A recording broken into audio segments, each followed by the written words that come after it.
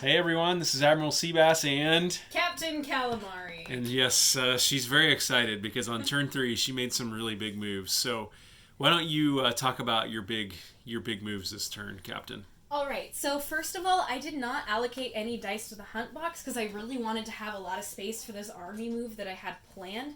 And I ended up rolling several musters and army, I believe, I got 3 musters, 1 army and muster, 2 character die, and 1 of these little crystal ball things, which just lets me play an event card from my hand. So the first thing I did is, because the free people only have 4 dice in their pool, at least at the start of the game, so I went ahead and I attacked Minas Tirith, and they went into siege. So that battle really hasn't officially started yet because... There's all my Gondor guys in siege in Minas Tirith. Yes, and the Free Peoples recruited some more to Gondor. Is that right, or was that last turn?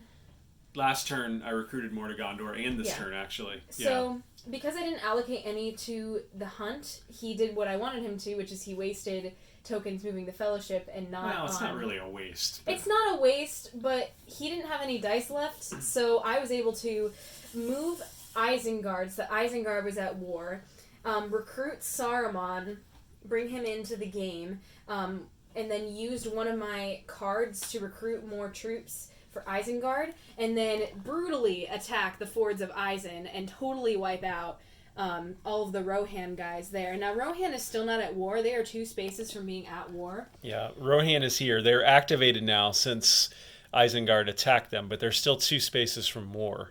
And Isengard and Mordor are both at war, along with Gondor.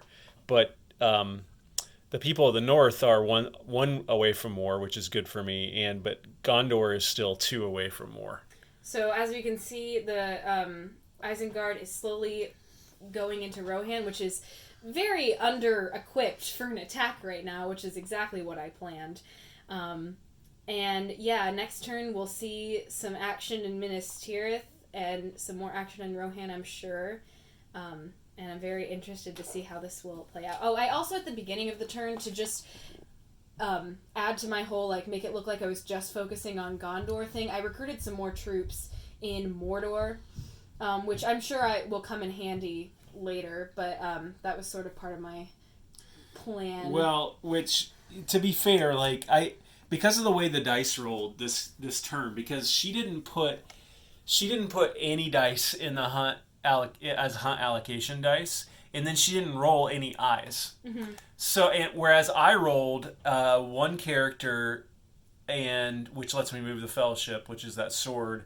I also moved 2 Wills of the West. So this was basically a turn where I could move the Fellowship freely without her being able to hunt or locate the Fellowship. Yes. Which, I mean, So I was going to do that anyway. So I went from 1 to 3 on the Fellowship track. Which is good for you. Which However, is good. I think my focus is, because the only way the Shadow can win is with a military victory, I needed to make some large military strides in the beginning of the game. Correct. And she's done that. And I would say the turn was not good for the Free People in the short term, because Minas Tirith's under siege and Rohan is basically on the verge of collapse. Rohan they're not even at war yet, and I can't recruit any additional troops until I'm at war. And honestly, it's probably going to take her capturing Helm's Deep next turn to even put me into a war state. So she's got some interesting choices to make there, because if she does capture Helm's Deep, then I could recruit down here in Edoras immediately if I had the right types of dice. I think Minas Tirith can hold out for a while. And so, yeah, it was an interesting turn. I was happy long term with advancing the Fellowship for free and not having to really have them suffer any corruption or damage or anything as a result of that. But she did some really good stuff there. Isengard is all of a sudden is a huge problem for the Free People's players, for the Free People's player, which is me. I also recruited an elite unit down here in Pelargir, because I thought she could come from Osgiliath down there and hit Pelargir. and then maybe take Dol Amroth in a couple of turns, but she decided to go after Minas Tirith instead. So anyway, I think that was about it, right? Yeah, I moved the people in the north one forward.